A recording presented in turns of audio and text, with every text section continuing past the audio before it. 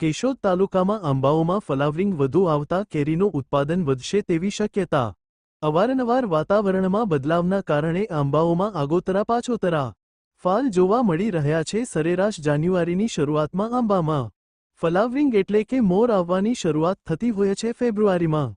મગીઓ બંધાઈ ખાખડીનું બંધારણ થાય છે ત્યારે થોડા વર્ષોથી વાતાવરણમાં અચાનક બદલાવના કારણે ફ્લાવરિંગ મગીઓ ખાખડી બનવામાં થોડા દિવસ વહેલા મોડું થતું રહે છે। હાલના વર્ષે આંબાઓમાં આગોતરા પાછોતરા ફ્લાવરિંગ અને જે આંબાઓમાં વહેલું ફ્લાવરિંગ થયું છે તે જોતા હાલના વર્ષે કેરીનું મબલક ઉત્પાદન થાય તેવું લાગી રહ્યું છે, તેમજ કેરીની સિઝન લાંબો સમય રહેશે તેવી પણ શક્યતા સેવાઈ રહી છે, જેથી કેરીના સ્વાદ રસિકોને ફળોની રાણી કેરીનો સ્વાદ લાંબો સમય સુધી માણવા મળે તેવો અંદાજ સેવાઈ રહ્યો છે।